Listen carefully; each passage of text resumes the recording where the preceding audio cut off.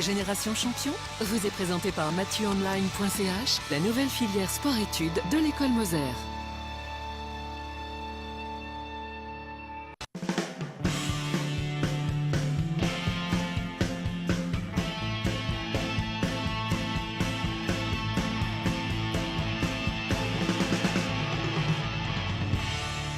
Bonjour à tous, bienvenue, merci d'être avec nous dans cette émission Génération Champion. Génération Champion, vous le savez, eh bien c'est l'occasion d'avoir sur ce plateau, sur ce même plateau, un joueur professionnel, un champion avec à ses côtés un jeune talent prometteur et puis également quelques autres invités pour compléter le tout. Aujourd'hui, on parle de basket dans cette émission pour la deuxième fois puisque la première fois c'était à la FIBA où on parlait de basket plutôt amateur. Aujourd'hui, on va s'intéresser de plus près au basket professionnel. Entendez par là la Ligue suprême, la NBA des États-Unis. Avec nous, un digne représentant de cette Ligue américaine de NBA. Il est l'un des deux seuls Suisses, du reste, à pratiquer le basket aux États-Unis. C'est le Genevois Clint Capela qui est avec nous. Clint, bonjour. Bonjour. Merci beaucoup d'être avec nous. Clint, on va revenir tout à l'heure un petit peu sur votre palmarès, également un peu peut-être sur vos débuts, ce qui vous a amené au basket. Alors là, à préciser que vous avez l'air un petit peu enfoncé dans votre siège, mais vous faites tout de même 2,8 m, donc il faut le préciser. Clint, on va revenir à vous dans un instant. En face de vous, un joueur, on l'espère prometteur, en tout cas on lui souhaite une belle carrière comme la vôtre, c'est Yannick Yagi. Yannick Yagi, eh bien, c'est un jeune joueur de Paquis-Segers qui joue dans les moins de 16 ans. Un garçon qui a 14 ans et qui joue déjà dans les moins de 16 ans. Il a été meilleur joueur cette année de la sélection genevoise, donc un vrai talent. On va revenir également à toi dans un tout petit moment. Et puis à tes côtés, Vladimir Buscaglia, on a l'habitude de vous voir en tout cas sur les parquets. Vous avez évidemment joué au Geneva de Vils, au Grand Saconnet, à Errance également. Et puis, enfin, pour terminer votre carrière, c'était il n'y a pas si longtemps au Lion de Genève. Et puis aujourd'hui, eh bien, vous occupez également une belle place dans le basket genevois, dans l'association genevoise de basket, puisque vous êtes l'un des vice-présidents. On aura également l'occasion d'y revenir. Et puis avec nous, quelqu'un qu'on connaît bien, Olivier Ritauser. Olivier, merci aussi d'être là. Vous êtes journaliste, producteur. Merci aussi déjà pour vos images que vous nous avez ramenées toutes fraîches des États-Unis. Justement, vous avez suivi à la semelle, si on peut dire, Clint durant les playoffs, durant le premier tour des playoffs, malheureusement perdu avec votre équipe des Rockets de Houston. Alors, Clint, rappelez, vous avez 22 ans, vous êtes né à Genève, vous êtes joueur, donc, on va dire, aux Rockets de Houston. Vous avez également fait vos armes à Chalon-sur-Saône, comme pas mal d'autres. Décidément, c'est un club bien, qui est certainement formateur, une bonne rampe de lancement pour la suite. Alors, avant de parler peut-être de la NBA, du premier tour de ces playoffs, à noter que les playoffs continuent maintenant. On est dans les phases des demi-finales avec beaucoup de tension, beaucoup de pression, beaucoup d'intérêt. Clint, avant peut-être de parler de NBA, racontez-nous un petit peu vos débuts, parce que vous êtes genevois. Mais c'est vrai que du coup, entre Chalon, entre maintenant les États-Unis, on n'a pas l'impression de vous avoir vraiment vu chez nous. Et en tout cas, personnellement, je vous découvre pratiquement un tout petit peu. Comment est-ce que vous avez démarré ce basket? Racontez-nous un peu vos tout débuts. En fait, mon grand frère, il jouait déjà au basket à Mérin. Et un jour, j'avais 13 ans, il m'a demandé si je voulais essayer. Et j'ai essayé et ça m'a bien plu. Ensuite, directement, j'ai fait les détections des équipes suisses. Et c'est là où un entraîneur de Chalon-sur-Saône était là. Il a décidé de me faire des tests à Chalon-sur-Saône. Je me suis dit pourquoi pas. Et ça s'est bien passé. Et du coup, quand j'ai eu 15 ans, j'ai intégré le centre de formation de Chalon. Je me suis laissé dire, Clint, alors je ne sais pas si c'est vrai, que vous étiez plutôt football au début. Enfin, que ça avait été presque un petit peu par hasard ou un concours de circonstances. J'ai grandi en faisant du foot, donc... Voilà, le foot, ça a toujours été ma première passion et voilà, ensuite le basket est rentré et voilà, le basket a pris plus part de ma vie. J'ai quand même envie de vous demander, mais c'est un peu stupide si vous avez des regrets, mais à mon avis, vous ne devez pas en avoir beaucoup d'avoir choisi le basket. Mais il y a des fois où vous vous dites, tiens, peut-être j'aurais mieux fait de faire du foot parce que j'aurais été encore meilleur. Ça paraît pas évident, mais quand même vous posez cette question. Parfois j'y pense, mais je me dis que je suis bien où je suis. Bien aussi. Où vous êtes. Yannick, comment est-ce que tu as commencé le basket? Toi, c'est tes parents aussi, c'est un peu une question une affaire un petit peu de famille. Comment ça a démarré? Raconte-moi. Enfin, raconte-nous. Moi aussi, au début, je voulais faire du foot. Et après, ma mère, elle m'avait demandé si je voulais pas faire du basket. Et j'ai fait quelques camps au début pour débuter. Et après, je suis allé dans un club, le club de mon quartier, et puis j'ai bien évolué, donc j'ai continué le basket. Clint, quand vous avez démarré le basket, justement, tout de suite, vous vous êtes dit, tiens, je vais être bon. Est-ce que tout de suite, vous vous êtes dit, vous vous êtes vu un peu en NBA, ou tout ça est venu un peu par la suite, tranquillement, progressivement? Ouais, c'est vraiment progressivement. Au départ, c'est vraiment que du loisir. C'est même mes coéquipiers qui m'ont vraiment appris à propos de la NBA, le fonctionnement, etc. Mes coéquipiers avec lesquels je joue à Mérin. Et voilà, c'est vraiment arrivé progressivement. Ensuite, quand je suis arrivé à Chalon, ça a commencé à parler de ça un petit peu plus. Et moi, voilà, je restais surtout concentré sur ce que j'avais à faire pour progresser au maximum et ensuite voir par la suite. Depuis 2014, hein, vous êtes en NBA, Oui. c'est sa premier match en 2014. Oui. Au point de vue je dirais, du niveau, de l'ambiance, du tout, parce qu'on se représente forcément, on a tous un peu une idée de la NBA, même si on n'y a pas forcément tous été, de près ou de loin. Ça correspond à ce que vous pensez, ou bien c'est encore plus énorme que ce que vous pensez? C'est encore plus énorme. À quel niveau?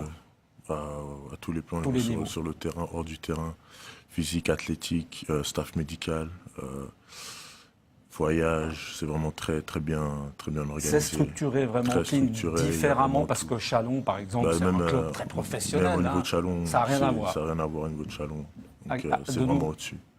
Tout est en dessus. Tout. Mais c'est normal, c'est la meilleure ligue au monde. Et ils mettent tous les moyens en œuvre pour. Il y a presque 82 matchs par an, donc ils font tout pour que les joueurs soient le Il y plus a à de l'aise l'argent, possible. il y a des spectateurs, il y a tout, il y a des sponsors, il y a tout Exactement. pour qu'on soit Exactement. bien. Olivier, vous qui avez suivi Clint durant tous les playoffs, vous êtes revenu il n'y a pas très longtemps des États-Unis, caméra au point. Vous, justement, comme amateur très éclairé, ancien joueur aussi, journaliste, vous suivez vraiment le basket depuis longtemps. Est-ce que, justement, quand on est un peu dans les coulisses de tout ça, racontez-nous, c'est un autre monde par rapport à, allez, on va se risquer des deux villes, Sissi, bon, on a presque envie de dire que c'est pas le même sport. Enfin, c'est un petit peu horrible, mais c'est quand même un peu ça. C'est pas le même sport. Déjà, c'est suivi médiatiquement. La pression médiatique est énorme. Il y a les télévisions locales, il y a les télévisions nationales. On est vu par des millions de gens. Il y a toute cette ambiance qui est absolument hallucinante. Il y a 20 000 personnes dans chaque stade. Vraiment, la NBA, c'est un autre monde. Ouais. Vous n'auriez pas pensé que c'était vous aussi l'idée au début, mais vous n'en êtes pas votre coup d'essai. Vous aviez suivi aussi Thabo Sefolosha, qui est le deuxième Suisse, évidemment plutôt le premier dans l'ordre des Suisses qui a joué. Lui, il avait commencé à Oklahoma. C'était aussi l'idée que vous vous en faisiez. Vous avez été surpris la première fois que vous avez été en NBA. Vous vous êtes dit waouh, c'est incroyable. La NBA, c'est surtout incroyable quand on arrive à suivre les matchs de près. Et c'est vrai qu'à l'époque de Thabo, j'avais réussi à être sur le parquet. Et là, on voit vraiment l'impact physique qu'il y a sur le terrain. Ça, quand on est au 20e rang, on est tout en haut, on n'arrive pas à s'imaginer cet impact physique et c'est très impressionnant, vraiment. Olivier, vous justement, quel est le regard des Américains allez, j'ai envie de dire notre petit Suisse, mais dans le sens pas du tout péjoratif, on dit un petit Suisse, vous êtes tous petits et puis également très talentueux. Quel est le regard des gens? Qu'est-ce qu'on dit sur Clint dans les journaux, dans la presse? On le voit comment? On le voit comme un joueur d'avenir? Oui, on parle clairement. beaucoup de lui, il est bien médiatisé. C'est un joueur qui a beaucoup de potentiel. Il est vu comme une star grandissante. En NBA, il est encore très jeune. Donc il a tout l'avenir devant lui. Et il peut énormément progresser et devenir quelqu'un dans cette ligue. Ça, clairement. Ouais. Vladimir Buscaglia, vous avez été vous aussi aux États-Unis en son temps. Il y a combien de temps? Alors vous, c'était plutôt dans le cadre du collège. C'était dans une équipe. Collège, oui. Voilà, c'était à Washington. J'ai passé 5 ans aux États-Unis, de Boston à Chicago jusqu'à Washington.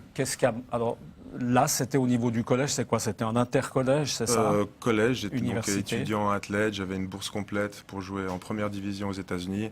Alors c'était pas le même niveau que la NBA, mais j'ai quand même vécu mon rêve américain pleinement. C'était même déjà au niveau du collège, c'était déjà les infrastructures, l'engouement était déjà beaucoup plus professionnel que ce qu'on pouvait retrouver en Europe. Donc les États-Unis dans le sport, en général, c'est vraiment un autre univers. Niveau du basket, au niveau du collège, on peut le comparer à des équipes. Ça vaut quoi? Ça vaut des équipes de première division. Bon, chez nous sans doute, hein, mais en France, c'est des queues de. Enfin, on se donne un petit peu une idée. Les choses un peu ont ça. évolué, c'est-à-dire moi j'y étais donc en 98, en 2000, donc il y a 15 ans, il y a 15-20 ans en arrière, le basket universitaire était beaucoup plus fort, il est toujours aussi fort, mais l'Europe a rattrapé son retard, donc maintenant les jeunes talents ont chaque fois le choix, est-ce que je vais en Europe me faire former dans un grand club européen ou est-ce que je pars aux États-Unis? À mon époque, cette question ne se posait pas, si on pouvait partir aux États-Unis, on partait aux États-Unis. Donc l'Europe a rattrapé un peu son retard avec le basket américain. Et voilà. Yannick, qu'est-ce que pour toi, il y a déjà, alors évidemment que là, on est un petit peu, enfin j'imagine, hein, quand on a 14 ans, qu'on est un petit peu dans un club, hein, pas qui se jette, du reste, je ne sais pas si je l'ai dit, mais on peut le rappeler, on est un peu dans la science-fiction, là, non? J'imagine que quand on a Clint Capela en face de soi, comme ça, qui joue en NBA, donc là, c'est déjà juste énorme, avec Vlad à côté, Vladimir, qui a joué, lui, en Ligue nationale. Il y a déjà un rêve américain dans ton esprit? Oui. Enfin, quand je fais du basket, c'est pour aller le plus loin possible et essayer de faire le mieux. Qu'est-ce qui te plairait le plus? C'est d'aller tenter ta chance, justement, peut-être comme Vladimir, dans un collège, ou alors peut-être d'être directement, de partir à Chalon, hein, rapidement, dans un club un peu formateur comme ça, puis ensuite d'être repéré, et puis de finir, pourquoi pas en NBA, c'est ça? Vladimir, vous, en fait, qu'est-ce qui a manqué pour la NBA? Comment est-ce qu'est-ce qui a fait qu'on comprenne bien peut-être entre les deux? C'est comme Clint l'a dit, la NBA c'est la meilleure ligue au monde, donc c'est les 300 meilleurs joueurs de la planète, donc c'est les meilleurs athlètes, c'est les meilleurs joueurs. Moi il me manquait certainement pas mal de choses, mais j'ai vécu mon rêve américain, je rêvais de NBA et j'ai quand même une belle carrière derrière et c'est un conseil que je peux donner aux petits, c'est que le rêve NBA il faut l'avoir. Et de se donner les moyens, et peut-être qu'ils n'arriveront pas en NBA, mais peut-être qu'ils seront en Euroleague, ou peut-être qu'ils seront à l'étranger, peut-être qu'ils seront en équipe nationale pendant des années, peut-être qu'ils auront une carrière professionnelle. Mais il faut se donner les moyens et d'y croire. Clint, on va parler un petit peu de vos playoffs. Parlez-nous un petit peu donc, de ce premier tour hein, qui s'est soldé par une défaite. Ouais, donc déjà notre saison, ce qu'on a fait en playoff, elle traduit un peu ce qu'on avait fait en saison, c'est-à-dire que là on a vu beaucoup de hauts et de bas. Et du coup, le premier tour de play-off, on se retrouve contre l'équipe qui a battu le record de Chicago Bulls des années en arrière. Donc, on savait que ça allait être difficile, bien sûr, mais qu'on devait donner tout ce qu'on pouvait. Et malheureusement, c'était une victoire logique pour eux, au vu de la saison qu'ils ont fait et au vu de la saison qu'on a faite. C'était les Golden State Warriors. Et puis, voilà, ça s'est soldé par une défaite. On a fait tout ce qu'on a pu. Et voilà. Vous, comme temps de jeu, vous avez fait quoi? Vous avez joué comment dans ces playoffs? Vous avez été aligné parfois, pas tout le temps, pas forcément. Hein. Durant les playoffs, ils préfèrent plus donner plus de temps de jeu aux starters. Donc j'étais backup de Dwight Howard. Et lorsqu'il avait le problème de faute, je rentrais. Et du coup, le premier match, j'ai pu avoir, je crois, 12 rebonds, apporter le maximum que j'ai pu. Même s'il y avait déjà de l'écart, beaucoup d'écart pour eux. Et ensuite, le deuxième match, c'était pareil aussi. Donc, en gros, j'avais une moyenne de jeu de 10 minutes par là. Et voilà, j'ai pu donner le maximum que j'ai pu. Et on verra la saison prochaine comment ça se passera pour mon équipe. Et maintenant, c'est un peu de vacances. Clint, ça existe aussi quand même là au milieu. Ça fait plaisir de faire autre chose. Enfin, autre chose, façon de dire, parce que vous suivez alors assidûment justement la suite de ces playoffs. On peut imaginer qu'à la télé, vous ne ratez pas un match, c'est ça? Vous vous levez tout d'abord, la nuit, au j'ai milieu un de peu la de nuit. vacances. Bon, là, les vacances sont finies. Je vais retourner à Houston bientôt pour me reconcentrer sur la saison prochaine. Bien sûr, je suis toujours les playoffs de près. Ça fait toujours rêver quand même pour pouvoir se dire pourquoi pas un titre un jour, une année. Et voilà. Olivier, vous, ces playoffs justement, côté tribune, côté caméra au point, les playoffs de Clint, vous les avez vécus comment? C'était chouette, franchement, de découvrir cette ambiance à Houston et de retourner chez le champion en titre aussi à Golden State.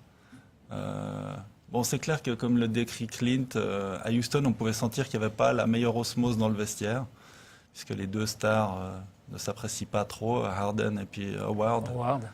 Mais je trouve qu'il a bien tiré son épingle du jeu, c'était très sympa de le suivre. Il est très accessible en plus, Clint.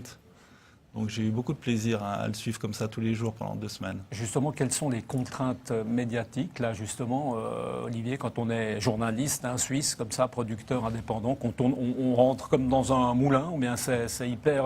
non, c'est pas Alors tout à fait c'est ça. assez compliqué, mais il y a une règle qui est de base, c'est que de toute manière, à moins qu'on soit millionnaire, on n'a pas des droits TV sur les matchs. Donc on ne peut pas filmer le match, tout simplement. On filme collé. Mais dans le vestiaire, par exemple, on arrive à rentrer dans le vestiaire, on arrive un petit peu à s'incruster, ou Alors dans un ça, quart, ou dans... ça c'est la spécialité de la NBA, c'est qu'ils offrent une petite fenêtre d'une demi-heure ouverte à tous les médias qui peuvent aller dans le vestiaire, à caméra au point, sauf qu'on n'a pas le droit de prendre de photos.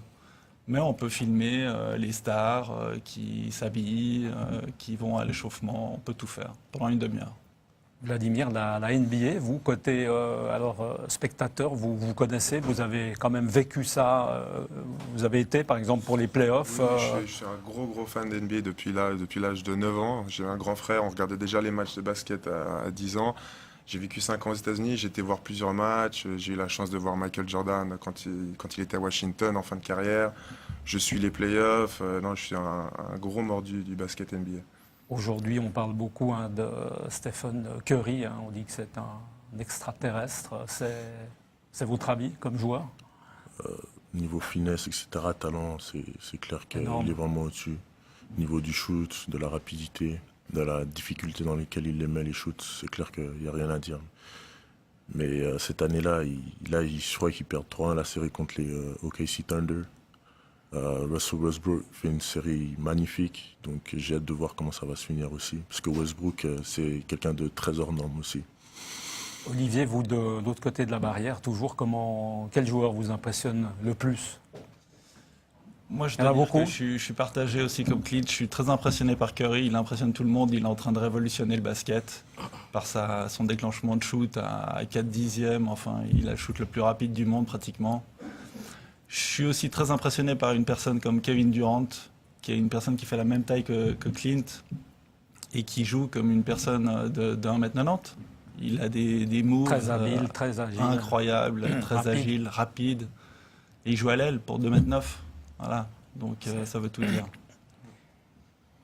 Yannick, on va peut-être s'intéresser, on aime bien dans cette émission parler un petit peu du chemin des études, peut-être Clint aussi. Comment se passent les études? Est-ce que quand on est comme ça un jeune talent prometteur, un joueur de basket, on peut imaginer que les entraînements, ça représente quoi comme entraînement? C'est quoi, 3 fois par semaine? C'est déjà tous les jours? C'est à quel rythme les entraînements? Avec mon club, j'ai 2 entraînements par semaine. Et avec les sélections genevoises, j'ai un le dimanche.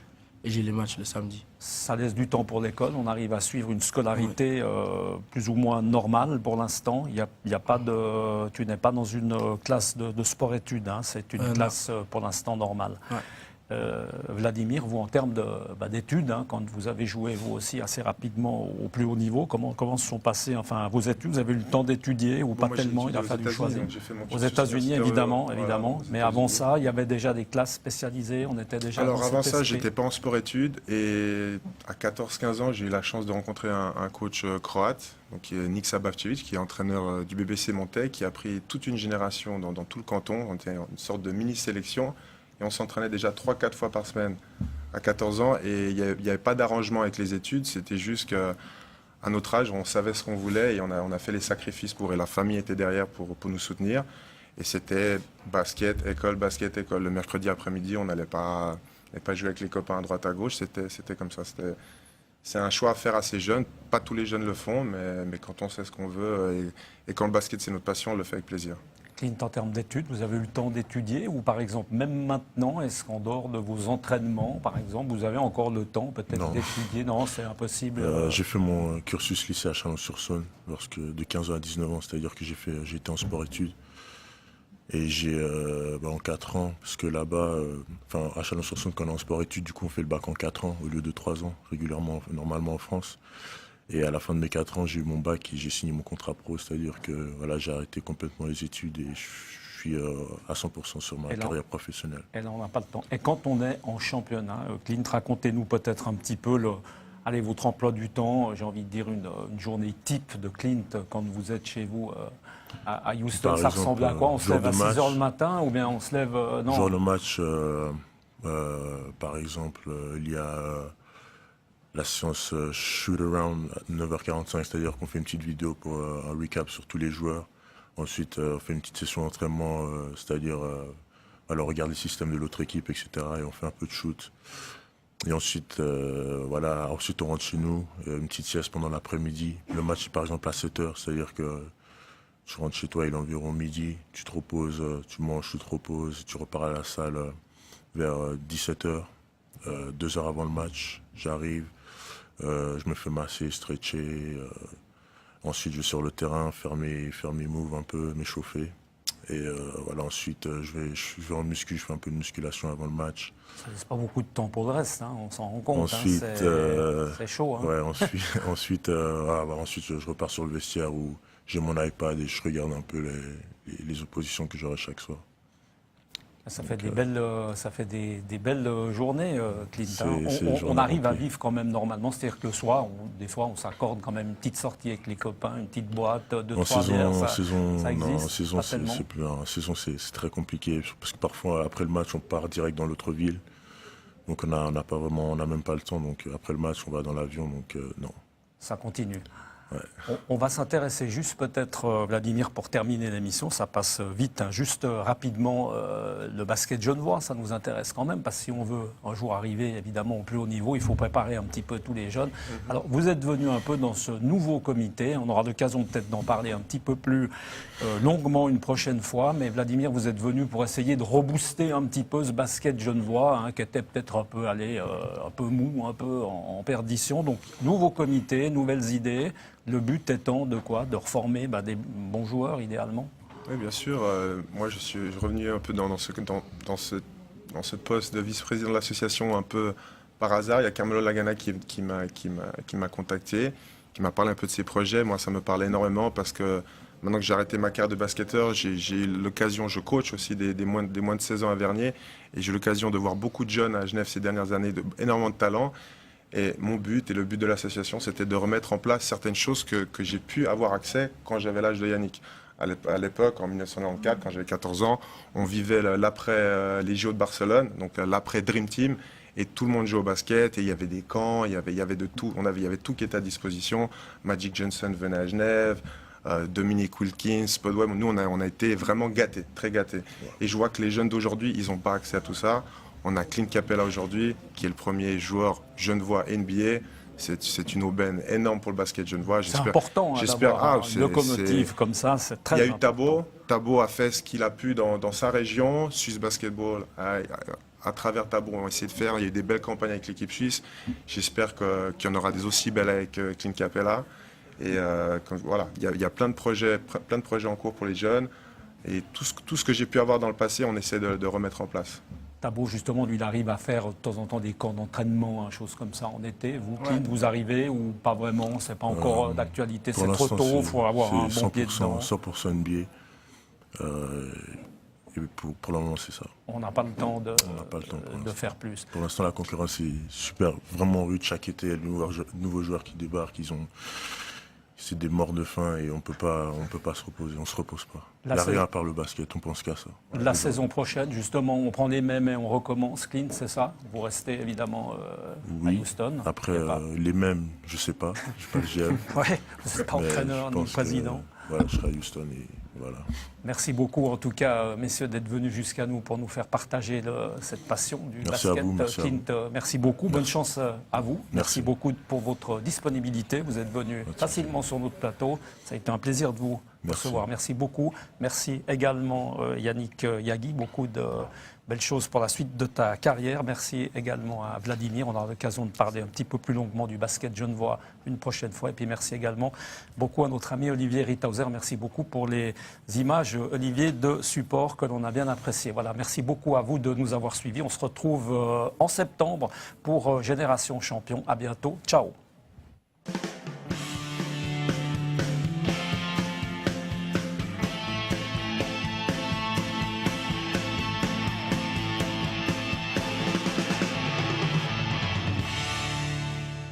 Génération Champion vous a été présenté par MathieuOnline.ch, la nouvelle filière sport-études de l'école Moser.